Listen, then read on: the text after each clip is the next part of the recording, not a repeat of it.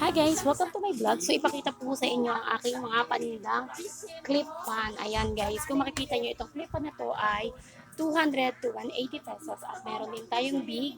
Itong big na to ay 230 hanggang 200 pesos. Ayan guys.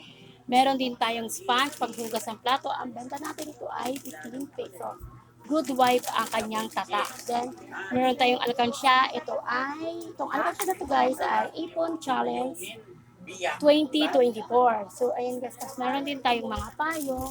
1, 2, 3, 4, 7 piraso na lang yung payong natin. At meron din tayong mga alkansya. Ito, ang benta ko nito ay 50 pesos. At itong maliit naman na Hello Kitty ay 30 pesos. And then, meron tayong mga clam. Siyempre, ang clam ay hindi mawawala. Itong clam na wala ay 35 pesos. At ito naman po guys ay 30 pesos yan. Yan. Depende po sa klase kasi iba-iba po ang presyo niyan. Ayan.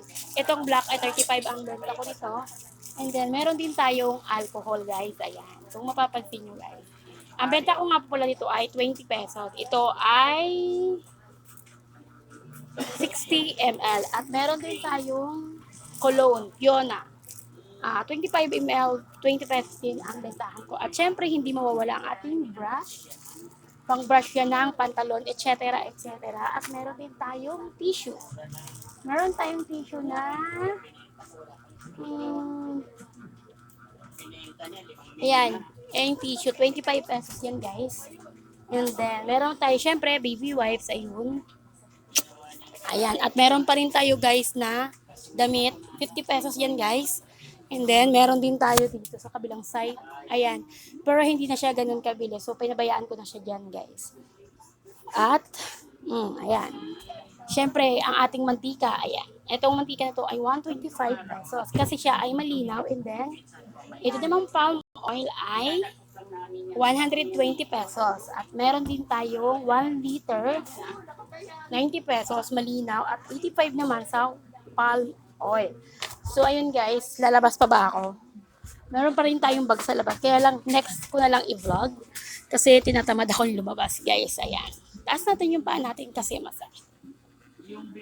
O diba guys, akala mo konti lang yung laman ng tindahan ko. Oo kasi, konti. Kasi nga medyo maluwag kasi itong pwesto. Kaya kung mapapansin mo, akalain mo na onti lang yung laman. Pero syempre, meron pa rin tayong iba't ibang paninda. Kasi dalawang permit tayo guys. Hindi tayo pwedeng mag-focus lang ganun.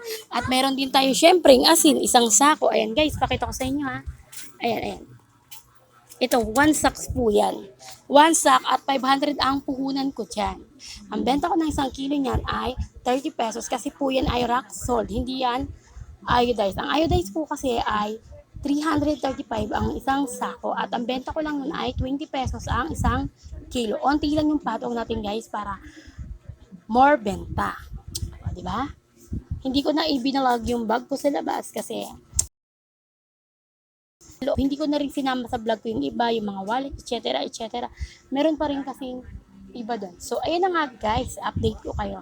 Yun lang, maraming salamat. Magandang araw. Irene TV.